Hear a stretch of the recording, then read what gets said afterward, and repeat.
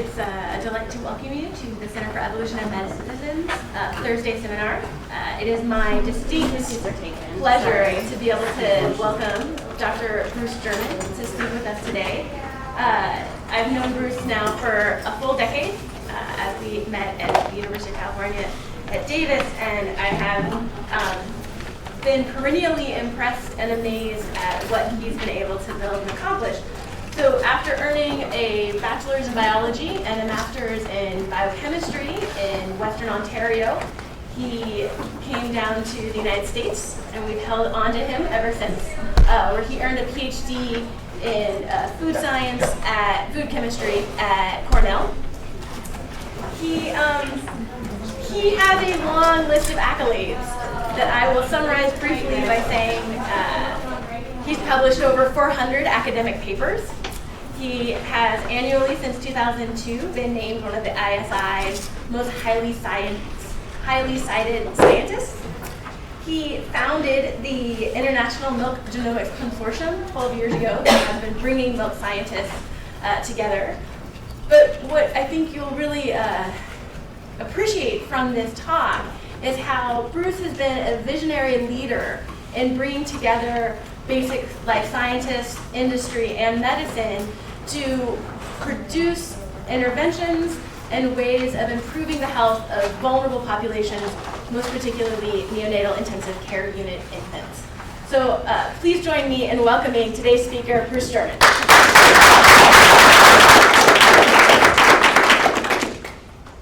Well, thank you. That was way too kind. Actually, Katie and I have known each other for 10 years, and she actually knows the pretend and the actual. I'll actually try and tell you the actual truth. So, actually, this is where I'm from. I'm Canadian, just to disclosure. So that would be the accent. But at the university, I run a program under the basic umbrella of the entire campus, trying to unify a very disparate and complex campus under a single theme, diet and health. In essence, what can we do to improve diet and health in the population and improve the value of agriculture? And both of those are critical goals for our program. We're doing it using a somewhat different model. The idea of working jointly with industry and academics is a very attractive idea, especially to university administrators. But you have to realize that in fact, academics and industries have completely different goals. Academic researchers need to fund their lab, full stop. That's all they're interested in. They want to get money to fund the students, the postdocs, and publish their science. And they're after impact factor. The industry could care less about your impact factor, your number of publications. They want investable value. That is something that emerges from the research that gives them a competitive advantage. So reconciling these two very different goals is another one of our critical objectives. So diet and health, what we're looking to do is prevention. That's a wonderful word. You could run for political office. The problem is no one has the foggiest idea how to do that. What we have is a disease-based model today. Something goes catastrophically wrong, diagnostics, identify those in the population that have it, therapeutics, screened amongst hundreds of thousands of potential candidate molecules to, in essence, reverse the disease and bring you back to normal. That's what we have today, a reasonably successful, mature science and industry to solve disease. But prevention means there is no disease. There's nothing to diagnose. You're literally going to have to make healthy people healthier. There's nothing wrong with you now. I'm going to make you less likely to get anything. And the chances of that actually are really very difficult to imagine right now. The efficacy. You're going to basically provide drugs, foods to people on a routine basis, and it not only is going to lower the risk of one thing, you lower the risk of one thing, and increase the risk of anything else, I haven't made you healthier at all. So efficacy has to be literally for everything.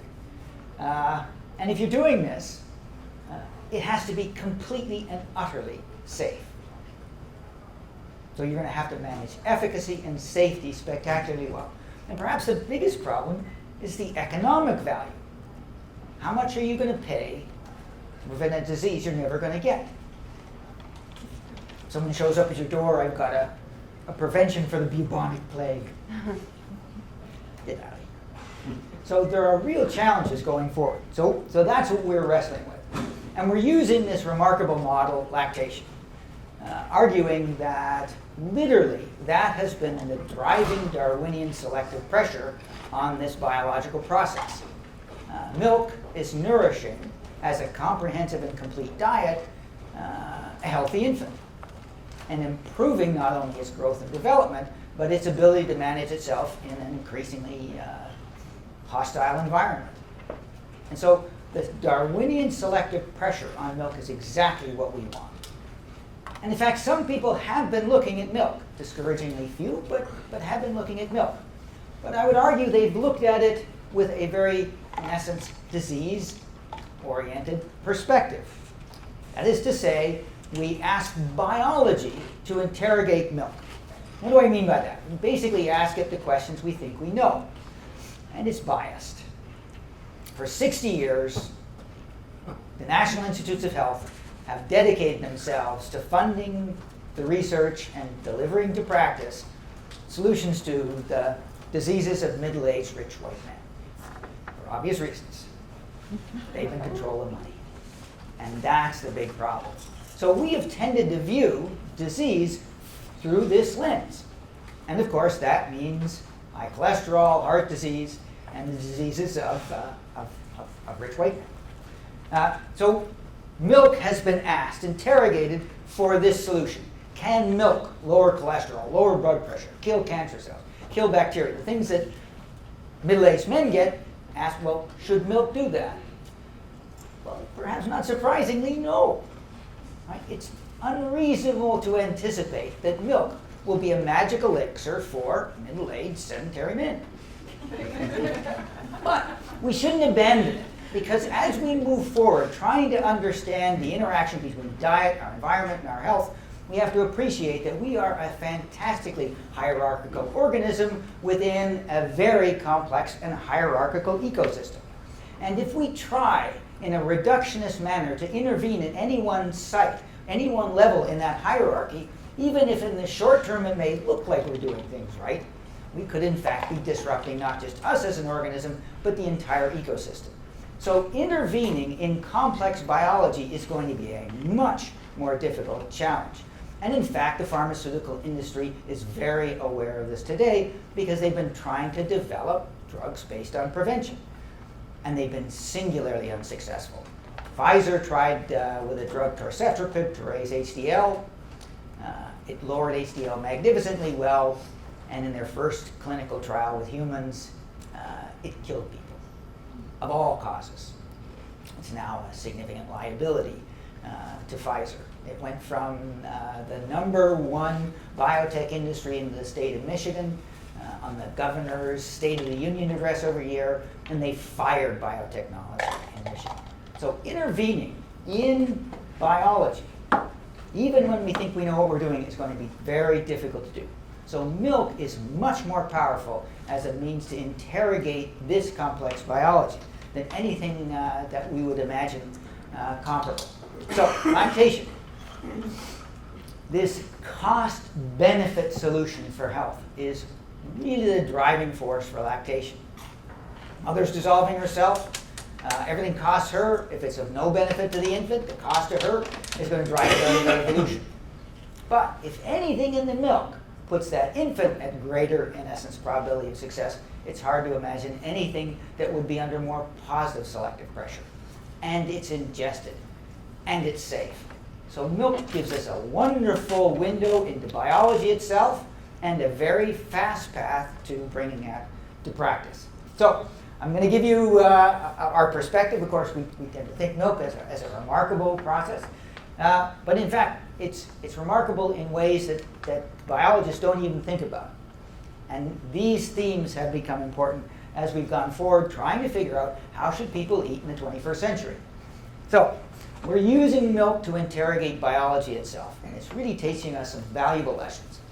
And we're using all the resources available at the University of California, Davis, and around the world. It is genuinely needed that. So in order to use modern biology to interrogate lactation, first we had to build the tool set. And that meant using genomics and building the tools of genomics to look at lactation. And that took some time and was led by some brilliant young scientists at Davis and at Baylor, Danielle Lemay, to basically annotate mammalian genomes for lactation. It had not been done, and actually several years and investigators from all over the world, we basically put that in place.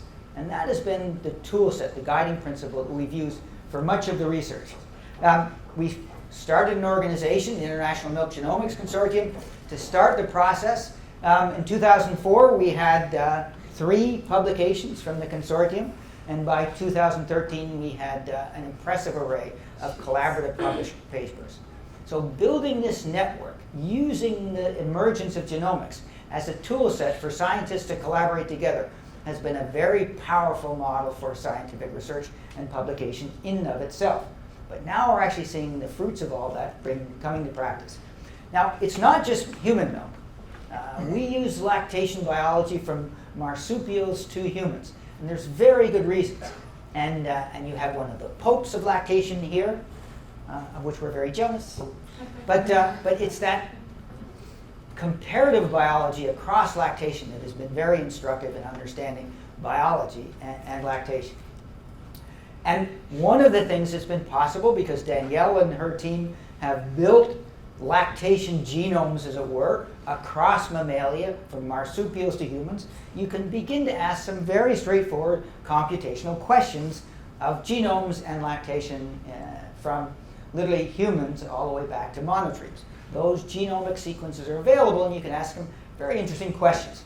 So for example, you can say, through that period of evolution, and genes are acquiring mutations, and those mutations are accumulating as an inverse function of the importance of that gene.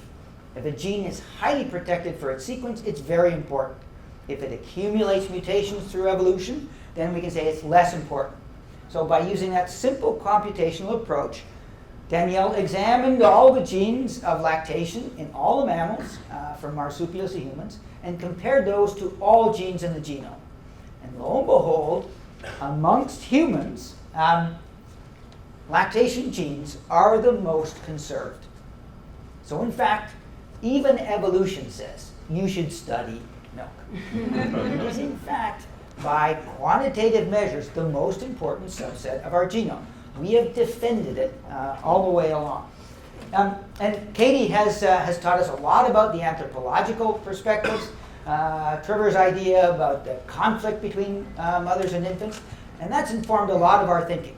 That is to say, if mothers are dissolving themselves to make this, the demand throughout evolution on that process has been spectacular.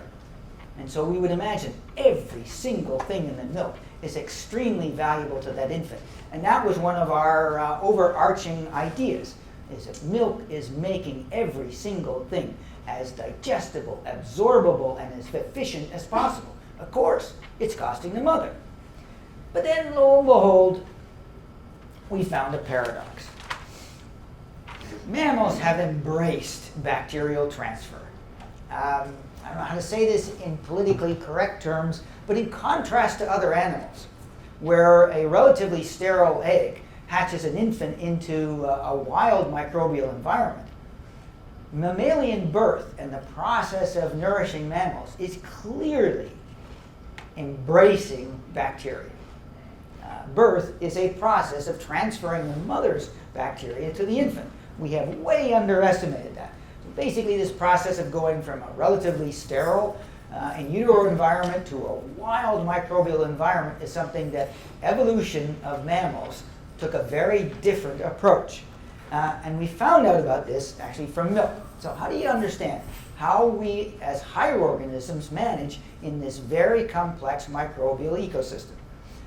We're prey to microorganisms. We're their diet. How do we do that? And how did, in essence, mammalian evolution solve this interesting relationship? So, remember, mothers dissolving themselves to make milk, everything should be spectacularly digestible, absorbable. Imagine our surprise, we're taking human milk apart, and the third most abundant component is completely undigestible. Goes right through the baby. Why would mothers do that? So our first question, what is it? Bob Ward, a heroic graduate student, used old-style column chromatography to isolate these molecules. This was middle-of-the-night type stuff.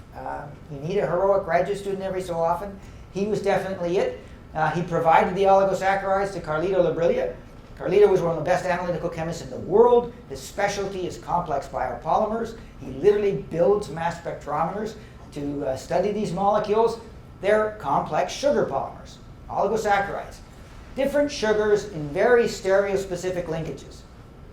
Carlito built analytical platforms capable of measuring these in milk of babies by innovating at every step of the way. He built innovations in the simple separation of milk into components, isolating them in microchip columns, high-performance mass spectrometry, spectacular high sensitivity and accuracy, building large libraries, and then using computational tools to do that.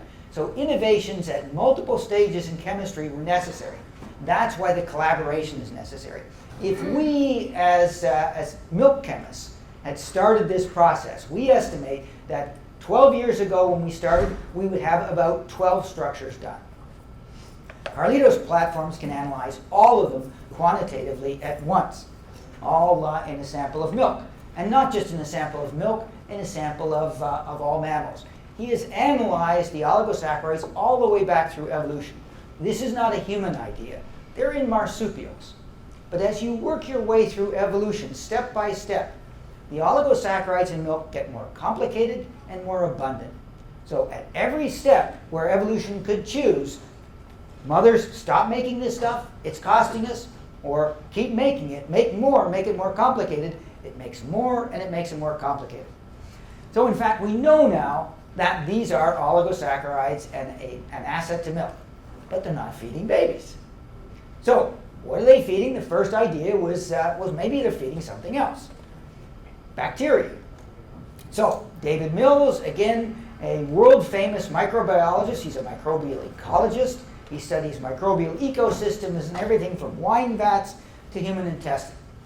He developed a whole new way to grow bacteria in the presence of these oligosaccharides as their sole carbon source, so we could see that bacteria grow on these. So, gave them the oligosaccharides. Do bacteria grow on them? No. Bacteria don't grow on them any better than babies do.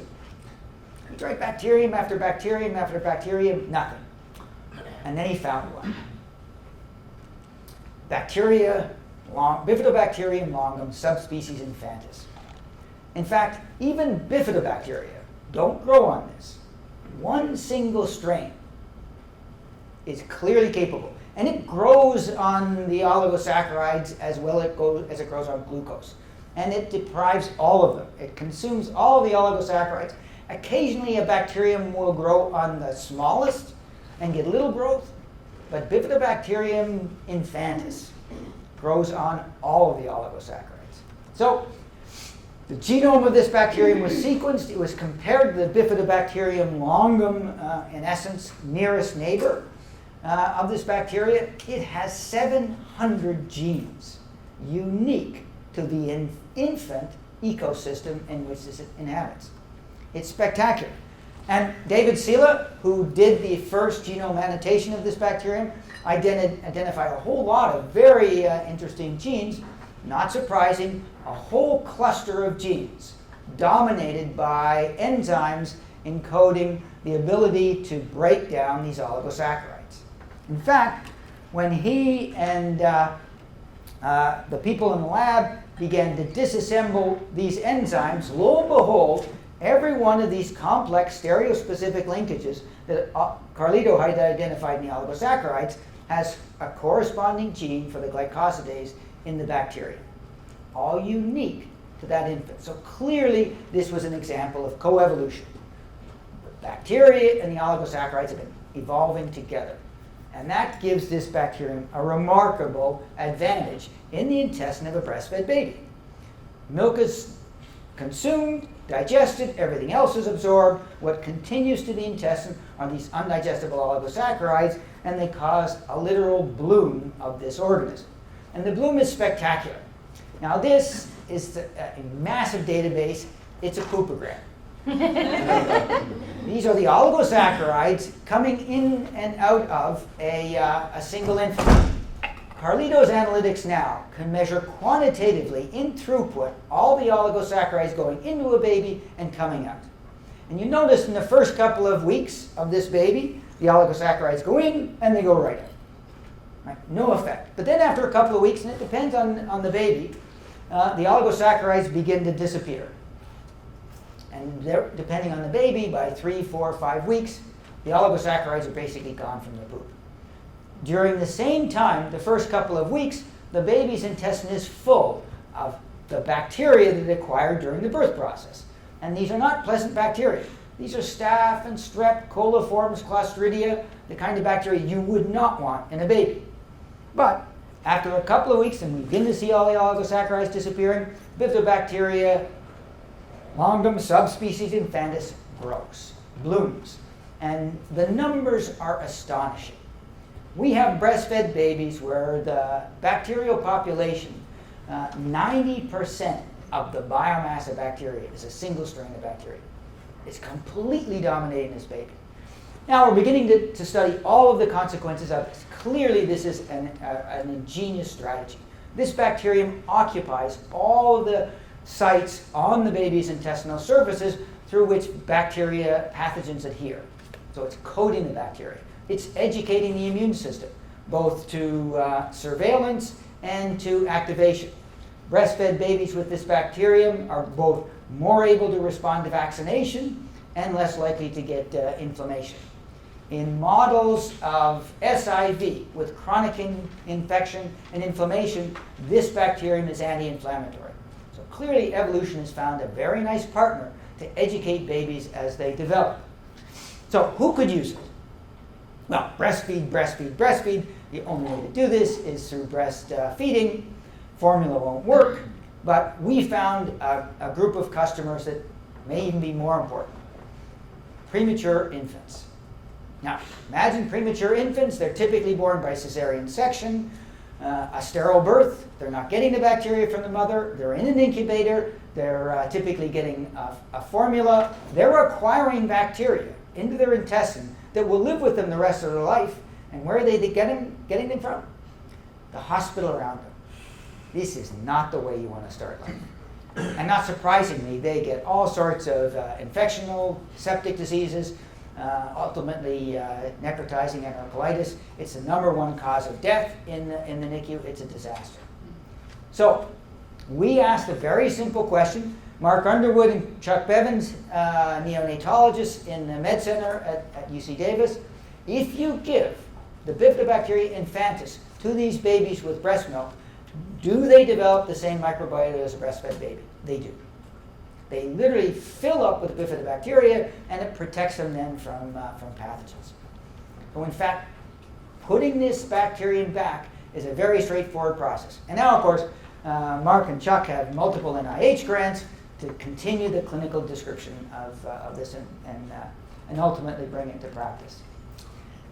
We're also starting a project and launching a company that slaps sensors into the incubator itself to detect the gases coming out of the baby, so we can detect, is that microbiome developing normally, and is it crashing for any reason?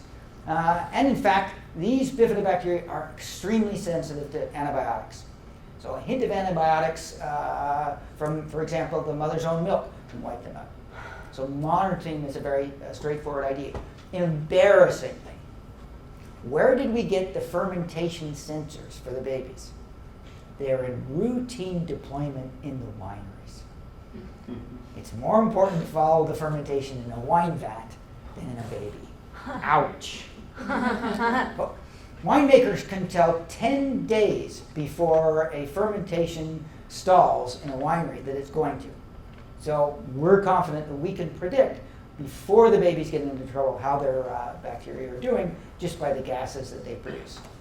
So our little big discovery, there are in fact two consumers of human milk, babies and bacteria. This is clearly an evolutionary system. And in fact, we thought because of the work that we've done in the NICU that we could alert the industrial probiotic communities that this is something they should take up. We thought they would, but then they asked, well, how many NICUs are there? Less than 1,000. This is not a big enough market. So we decided as a group of faculty that we would launch a company just to productize the bacteria for the NICUs because we didn't, of course, need a big market. We would just take this as one of the activities we pursued. So we launched a little company that's producing the bacteria and providing for the NICUs.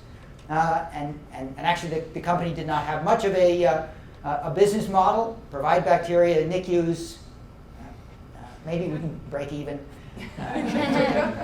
But then we began, because of the technologies that we developed, to do surveillance of babies around the world. And now that we know the bacteria that they are typically full of, how well is that doing? Not well at all. If you look in the parts of the world that have never seen antibiotics, C-sections, infant formula, hygiene, then those breastfed babies are full of Bifidobacterium infantis, and they do great. And they don't know what allergy is. They're very healthy while they're breastfed. But as you move your way through literally the developed world, you see a catastrophic drop. So in California, less than 30% of breastfed babies acquire and successfully develop what is basically the normal breastfed Bifidobacteria microbiota. Ireland actually is the worst, 10% of babies. Breastfed babies. So actually the little company that went from 1,000 NICUs, now it looks like the market size is literally most babies. Certainly C-section babies is going to be important. So that gives you a sense of the entire program from beginning to end. Taking apart milk, this perplexing discovery that is full of undigestible matter. What is it? What's it do? How's it doing? Can we fix it? And actually, that's where we are with that. So we're expanding that. We're calling this whole approach now microbiome modification. It turns out a lot of people are dysbiotic. That, in fact, there are lots of reasons why their bacteria are going wrong.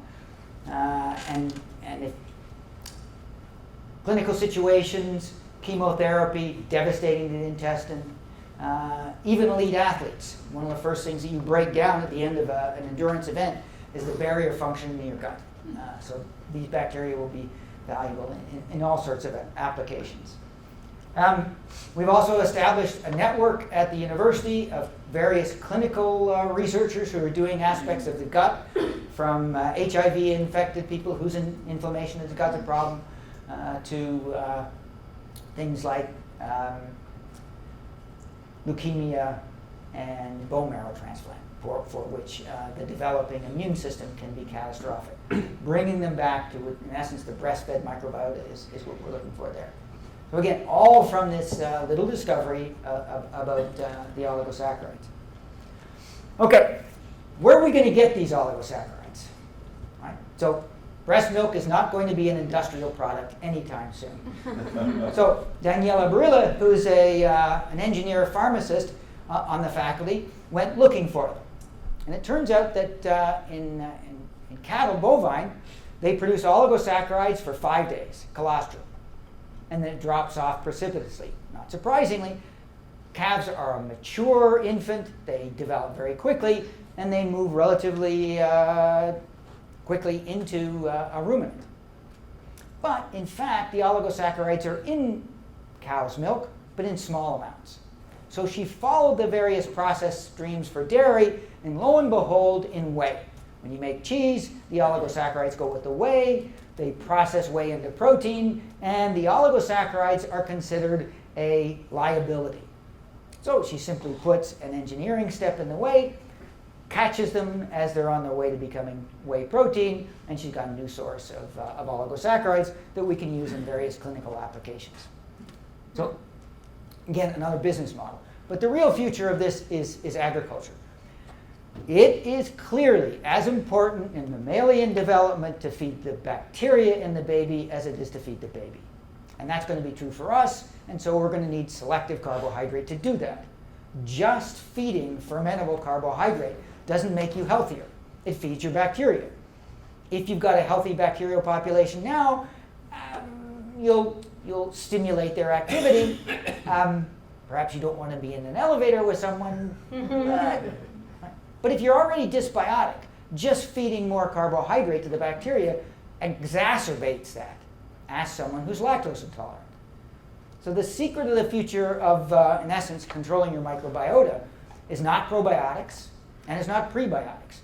It's a combination of the right bacteria and selective carbohydrate that makes only those bacteria flourish. And that's not going to be a trivial project. In fact, we estimate that about 5% of the diet will have to be selective carbohydrate. If you do the math, the world consumes about 1 trillion calories a day, so you'll need somewhere in the vicinity of 50 billion calories of this every day. So it's a big target for agriculture, but it will significantly increase the value of agriculture. And remember, that's our other target. Make people healthier, make agriculture more valuable. So that sounds like we're going to be eating bacteria and our diet's going to be horrible. No. If you look at foods that have come through the culinary arts throughout history, the most valuable of those, coffee, chocolate, bread, beer, cheese, wine, yogurt, kimchi, they're not commodities. They're a combination of a commodity plus a microorganism culture. And it's the combination of that that makes those foods simultaneously more stable, more safe, more nourishing, and more delicious. So in fact, the future of food with this approach is going to be more safe, more stable, more nourishing, and more delicious. Right. And oh, by the way, Davis knows how to do this. That is the secret of the success of the wine industry, knowing how to manage the fermentation of grape juice with yeast. Extending that to other food materials and other microbial populations, piece of cake. In fact, the technologies are dramatic. These foods emerge through history by very assiduous attention to detail.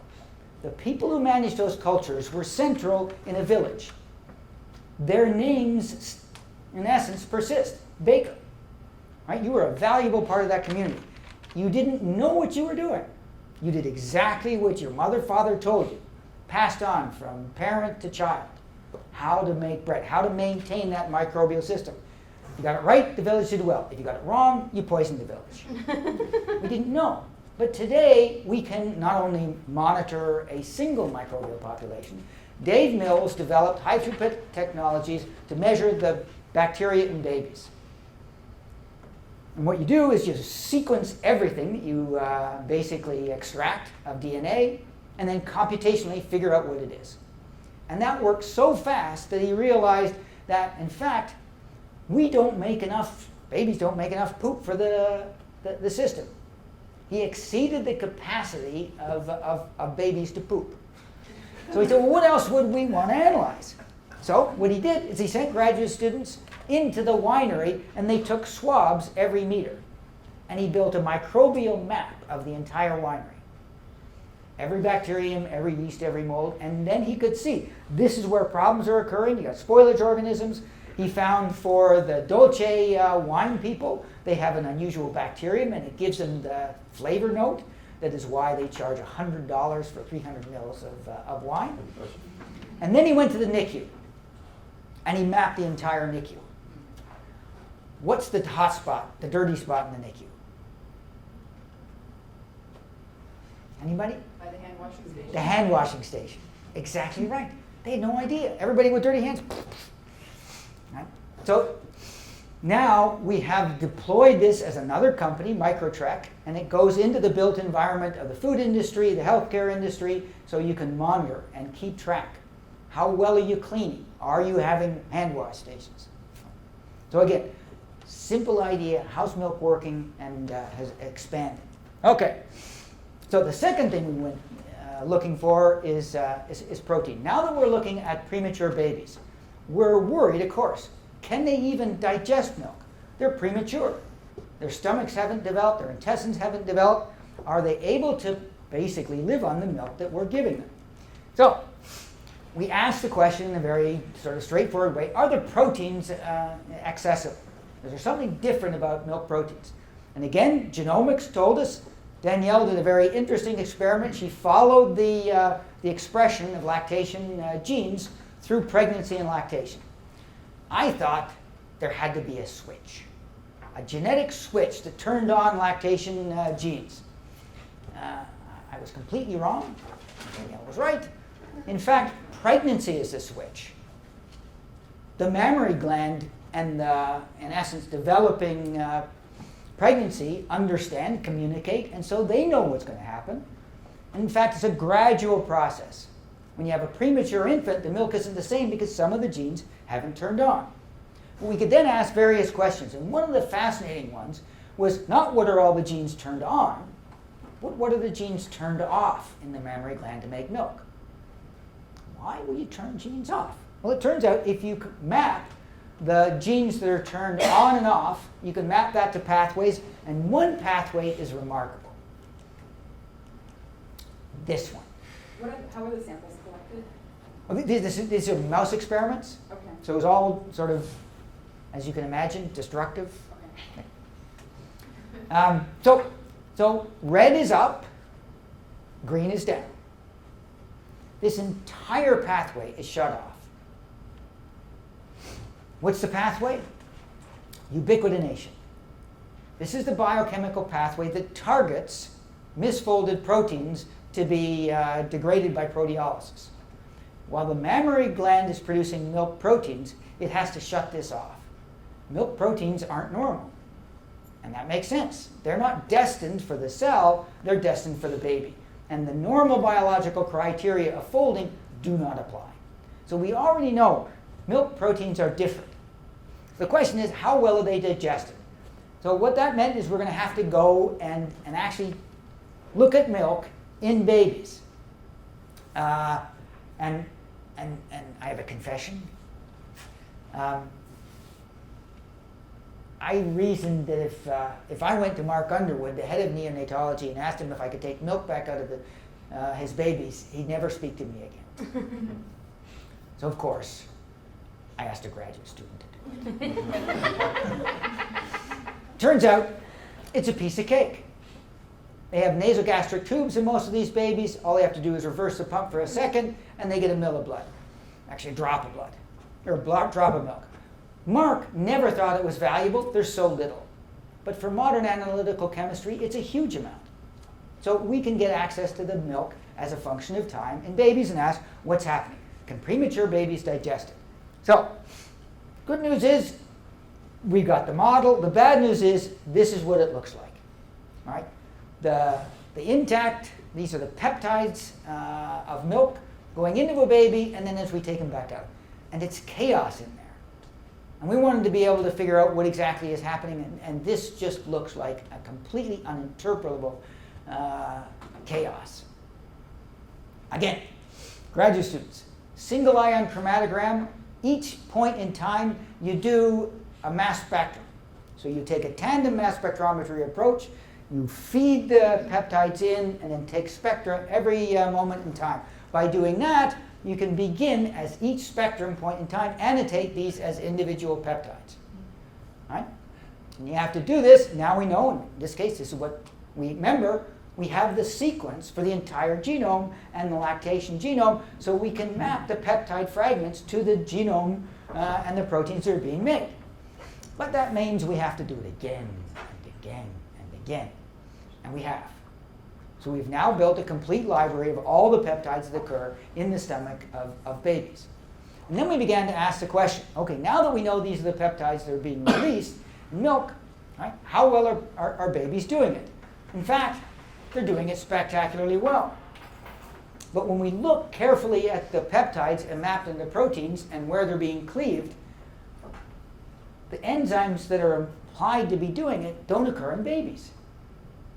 Virology did a computational approach and said, if you look at the peptides and the proteins they're derived from, these are the enzymes that must be doing it. Babies don't have them. Where are they coming from?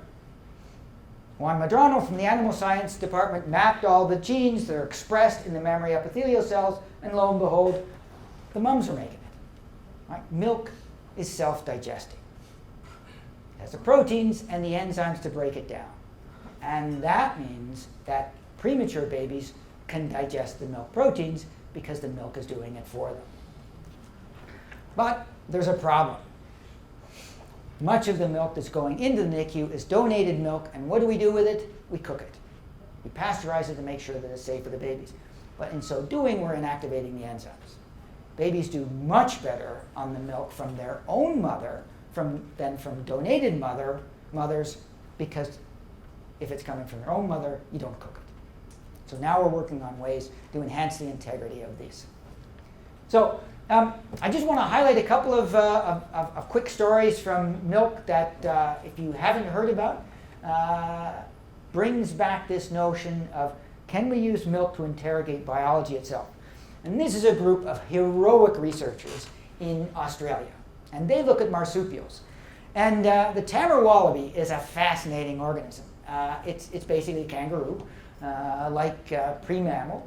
And as you probably are familiar, this is a mammal that comes up, gets birthed as a thumb-sized, almost fetal-like infant. It attaches to the nipple and stays on the nipple for weeks. And during that time, it has a specific kind of milk. Then it transitions, and it comes off the nipple, but it stays in the pouch, on and off the nipple, and during that period, the milk changes again. And then it becomes the kangaroo wallaby you're familiar with from Disney. Right? The baby jumps in and out of the pouch, running around. It comes back onto feed. Each of these stages has a different composition of milk appropriate to the developmental stage of the infant. But then Kevin Nichols and Julie Sharp, because of the ability and access to this mammal, were able to do a very, very clever thing.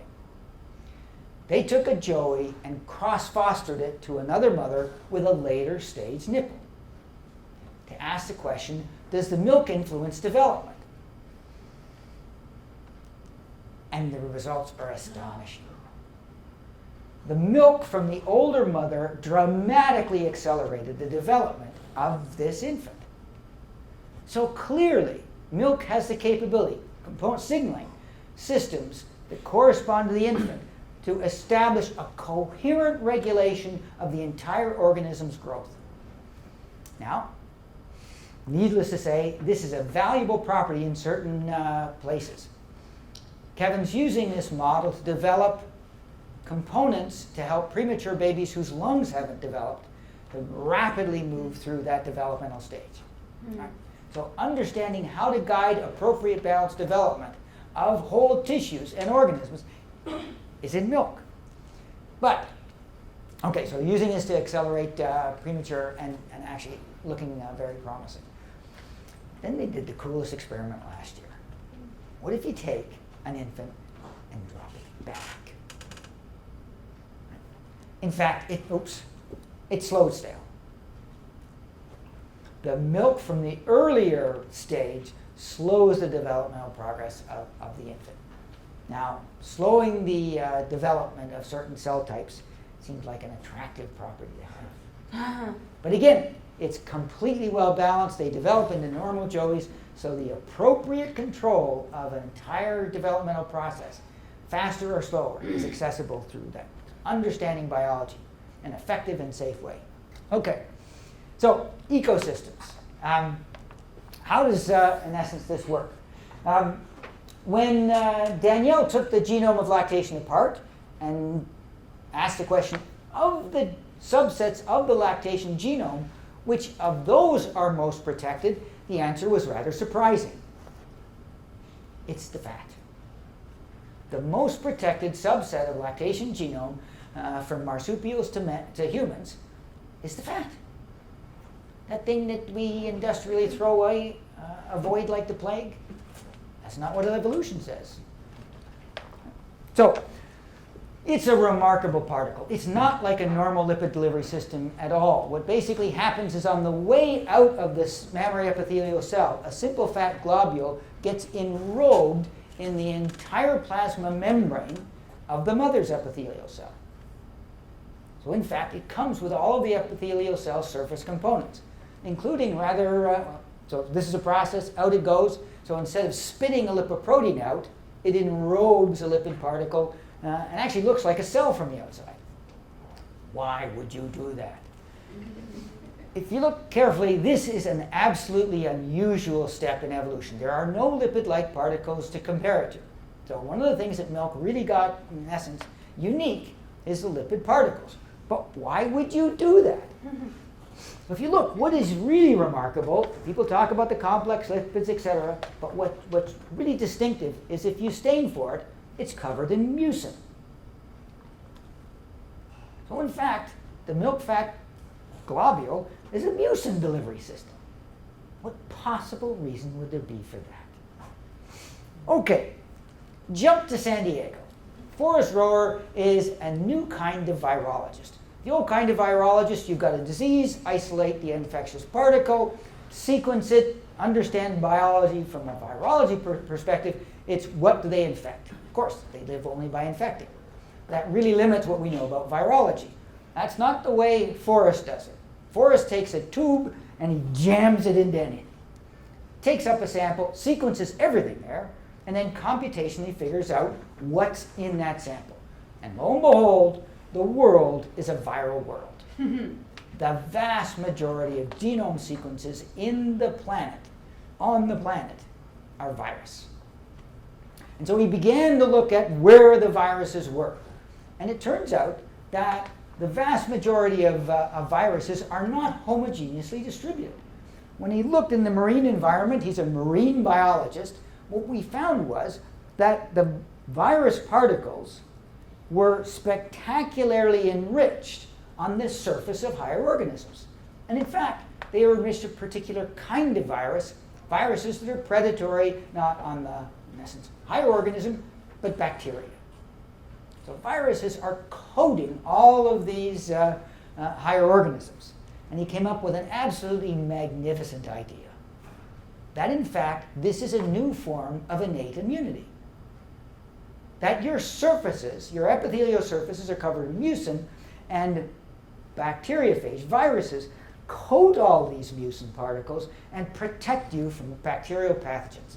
They maintain the balance of the ecosystem on your surfaces.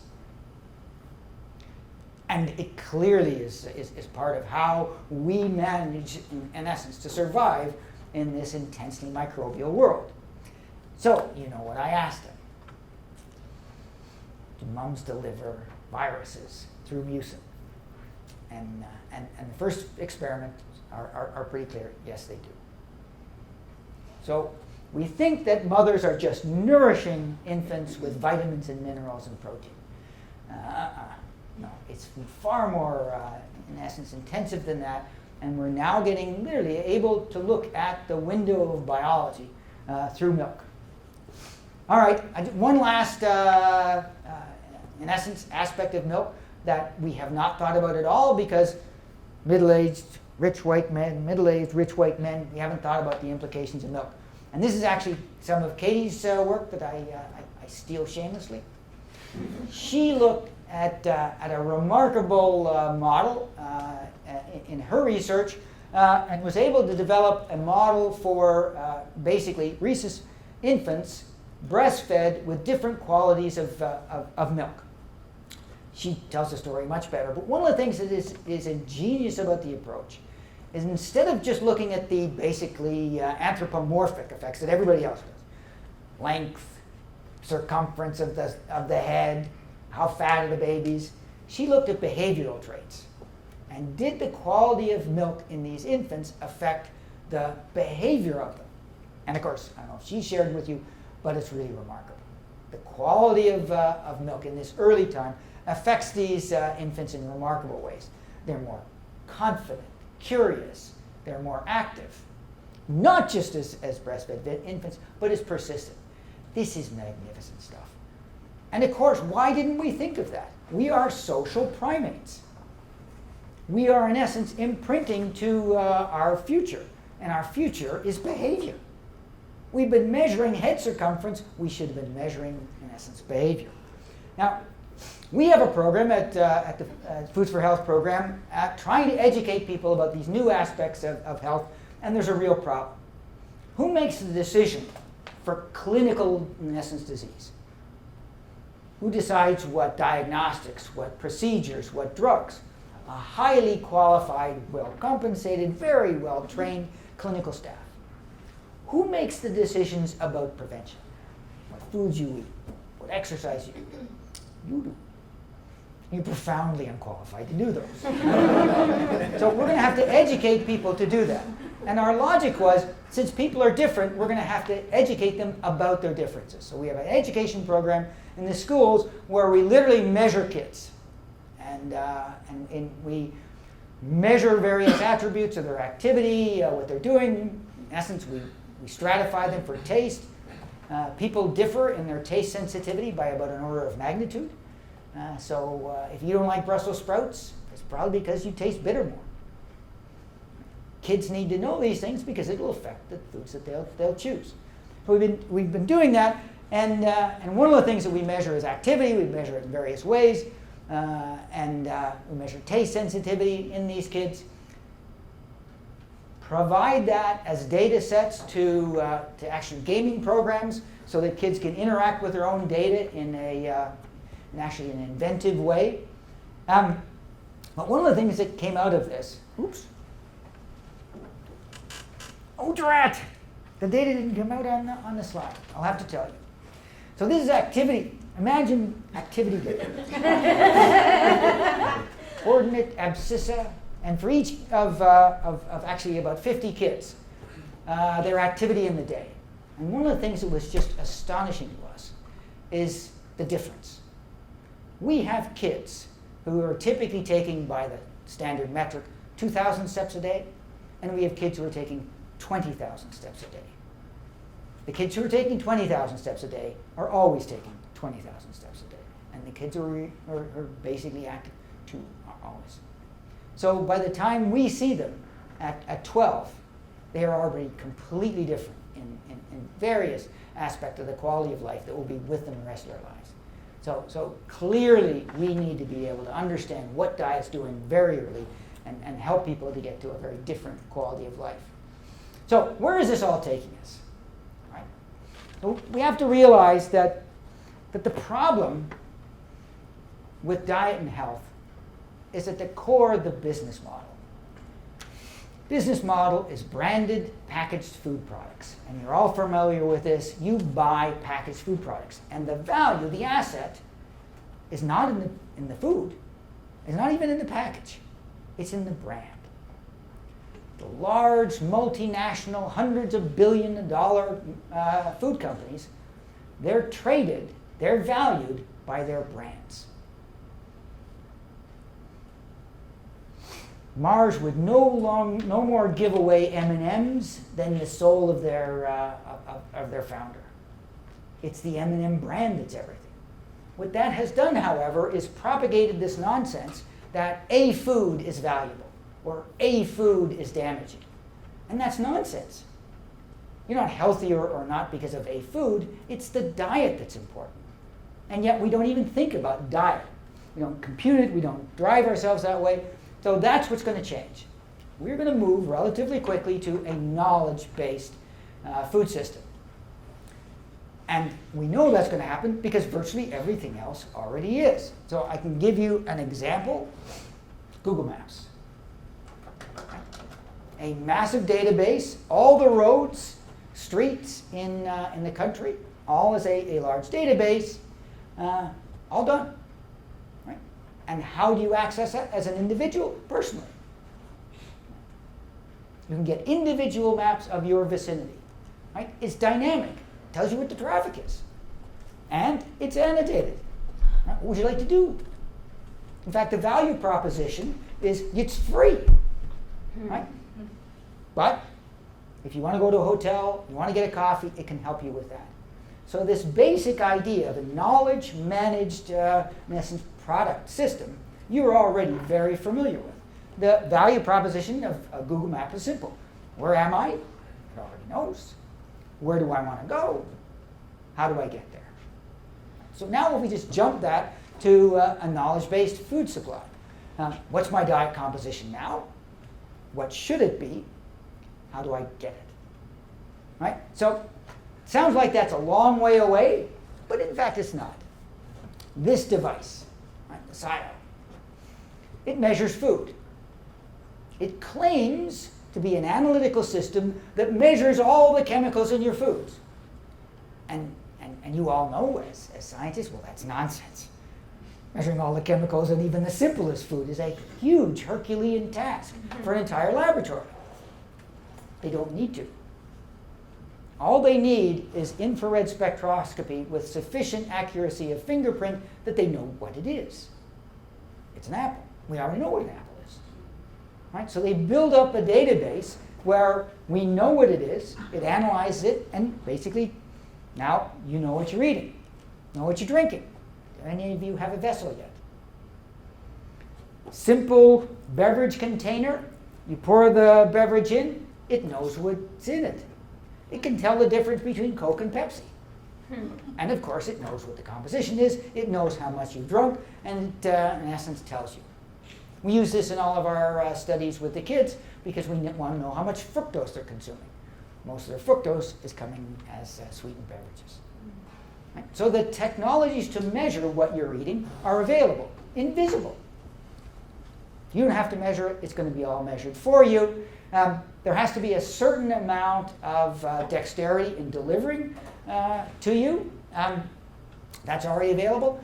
You all know this technology, right? Little capsules you put in a machine. And the machine makes, in this case, tortillas. So can you imagine that the tortillas that the family is eating, that one child is gluten intolerant, different tortilla. Another pre-diabetic, that you could have different tortillas from the same machine at the same meal? Absolutely. So in essence, custom delivery of foods, already here. Putting it together is the key.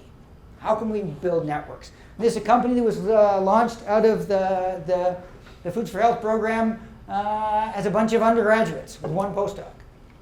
And the simple app took that, eat this.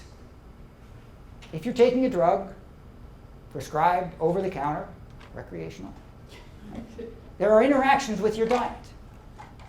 And so all of the interactions between drugs and diet are required by the FDA to be tabulated and made into publicly accessible databases. And so you know, in essence. But so the app just says, if you're on this drug, these are the foods you shouldn't eat, and here are choices for foods you can eat. They developed this program in 36 hours. So going from what we are today, trying to make sense of the branded products, to true knowledge-managed database for diet and health is genuinely accessible. You'll see it soon. All right, so milk is, of course, is more strategic, right? And collaboration was the key to success. Actually, I have my disclosures. These are the companies that spun out of the program on the upper left. These are the various companies we collaborate with. I'm also advising various national ag and food programs, and most of the money actually still comes from NIH, USDA, and we have a large Gates grant for the babies. Disclosure, my wife is a lactation consultant, so if I say anything about milk, I'm in trouble that she doesn't like. No formula, please. Daughters, oldest daughter is in neonatology at Seattle Children's, Youngest daughter is actress, writer in New York. That's it. Thank you.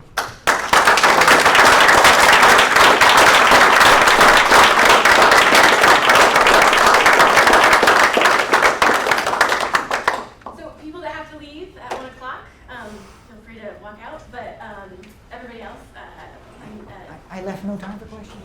oh no, I'm sure we can take any questions if anybody has any.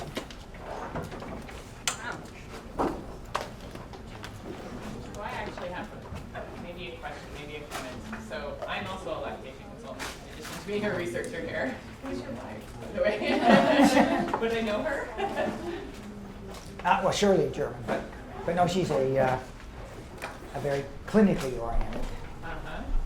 So I see babies outside of the hospital, and something that I have noticed is that probably I've only ever seen one exception. About every 3-week-old baby that comes into my office, the parents go, almost the first thing they say to me, oh my gosh, my baby is so gassy. How do I fix this? And it's at 3 weeks, almost exactly then. And I've kind of developed this theory, well, maybe the baby's gut is maturing. That's what I tell them, but these babies are gurgling. I mean, they're really gassy. And it seems that by about 6-7 weeks, it starts to figure itself out. And they start to tell me, oh, it's a little better. Oh, we've been giving him gripe water. We've been doing this or that or whatever. But it's almost like clockwork. And looking at your data, I was like, oh, that is what's going on. Yeah, in fact, the maturation of the microbiota is a complex process. It matures, develops, whether it's got infantis or not. Clearly, if infantis is inoculated and they're breastfed, then they go into a very different microbiota trajectory as long as they're breastfed. If they're breastfed but they don't get inoculated, they will develop a more adult-like microbiota. And then actually it depends. If the baby has no bacteria that deploy complex glycosidase enzymes, then basically the oligosaccharides are like plastic. They continue to go right through all the way along.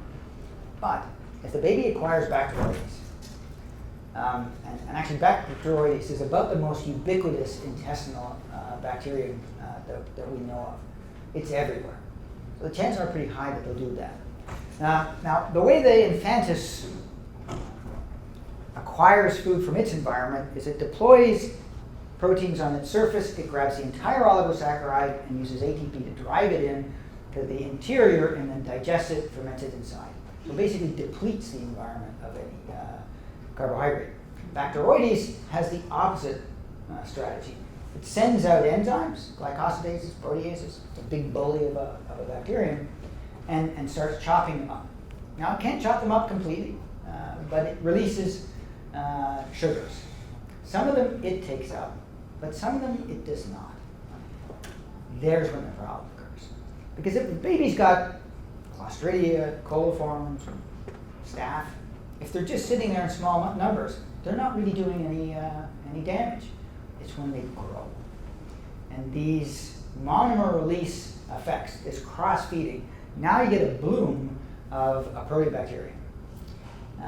And that bloom of proteobacterium is associated with these problems. Some babies it's minor. Some babies it gets to colic. Some babies it gets to diarrhea.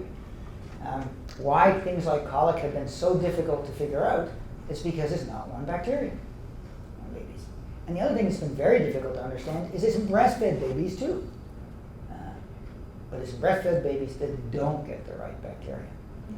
So, I mean, in 10, 20 years, we will look back upon this window of time and go, what were we thinking? They'll all be back, and our little company will be history, but it'll be fixed. And we're trying to get that done as fast as possible.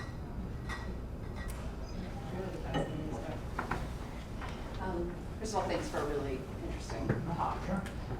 Yeah. So this framework of considering these more complex oligosaccharides as substrates to feed microbes that are basically serving the fitness interests of the baby or the individual who has them, right? If you kind of look at what's the sort of what's going to happen on the other side of that in terms of what kinds of substrates might individuals consume that are feeding microbes that have fitness interests that are not aligned with the host in one way or another. Should those be the simplest, easiest to digest sugars, or something else? Well, I mean, that still needs to be, in essence, worked out structure by structure. The bad news is that the future of the ecosystem in your gut is not going to be simple. It's going to be literally mapping all of the glycans in your diet to all of the genetics of your bacteria and saying, okay, here's what you're eating, this is what it can feed, and here's what's feeding on it. And so you can change one or the other if you're where you don't want to be to get where you would like to be. The bad news is that's a big, complicated process. The good news is Carlito has already mapped many of the common foods, and we're in the process of doing all of them. And David Mills has mapped those to the genetics of intestinal bacteria. So we will be able to do it, but again, it will be to a certain extent managed individually. You yourself will be managed. Isn't it worse than that? Because you just described the first layer of the food web.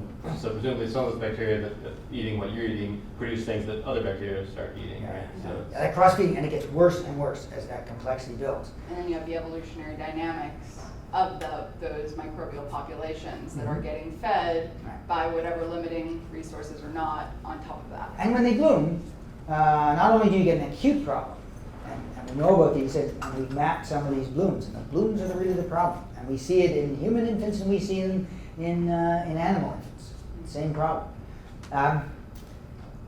That bloom process establishes ecological niches for that organism that tend to persist. So your capacity to harbor pathogens clearly goes up. I mean, the way we do it now is we're all on our own. We harbor the bacteria that we inadvertently get inoculated with, and that's the best we can do. No winemaker, cheese maker, yogurt maker would put their vat of milk out and then, gee, I hope something good falls in there. But that's what we do for us. I mean, that's pretty crazy. The real challenge for all this, changing it, FDA. Managing a complex biopolymer as a regulatory process is difficult. Imagine regulating not one bacteria, not two bacteria, an entire ecosystem, and talking about delivering that to an individual. That is effectively done today in many hospitals in response to C. diff infection. You give someone else, in essence, someone else's bacteria. That's not done through any FDA sanctioned process. So something the FDA says, yeah, I think we're okay with that. Would you be willing to wildly speculate about social practices around fermented food and drink? Oh yeah, I mean the future of food is going to be much more like, in fact, you already get a window of how this can work. There's one variable in family microbiota ecosystems that's predictive of diversity. Anybody know what it is? sharing food. Dogs. You have a dog. Your microbiota is distinctive. You, in essence, on a multivariate analysis, are identifiable. Why? Because dogs spread microbes around, and as a result, you gain diversity, you gain the ability to digest better. So it's going to be, acquiring it, but I wouldn't trust my dog. It's going to be much more specific, sanctioned in that. But we're not very far away. It's complicated, but ironically, nowhere near as complicated as Google Maps. The entire biochemical pathway complexity isn't as complicated as the streets of San Francisco. So do you think we should be on the safe side and eat a lot of cheese and drink a lot of wine? Absolutely.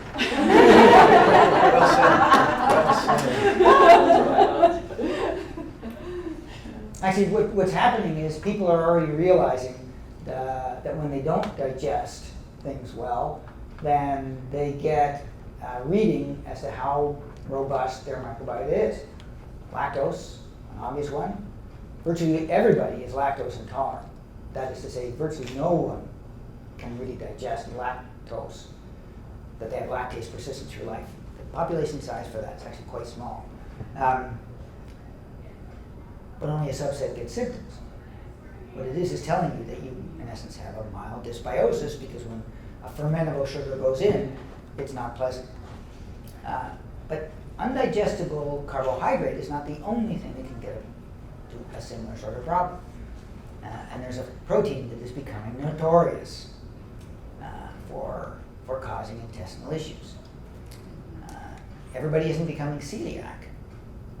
As you age, you can't digest very well. The single most undigestible protein typically in a diet is gluten. You don't digest it, it doesn't disappear, it keeps going, and then it actually gets a selective growth promoter for proteobacteria. So again, we're beginning to understand what's going wrong, and then the solutions become very straightforward. Do we know what typically digests gluten? Is there a proposal? Now we're into the range of pending IP. So unfortunately, I can't do that. But the principle is basically, I mean, again, this whole notion of proteins, and the world is faced with a huge challenge. Agriculture can grow far more calories than we will need for the foreseeable future. Calories, not a problem. We're burning a big chunk of them now as ethanol just to get rid of it. It's not carbohydrate, it's not calories, it's protein. Where are we going to get that protein? Everybody's saying, well, we'll just grow more plants. Yeah, if you're an 18-year-old robust digestive system, yeah, you can handle plant proteins. I could probably put a Ford Fiesta down on 18-year-olds, so as you get younger or older, your ability to digest goes down. And plant proteins did not evolve to be digestible, balanced, and supportive.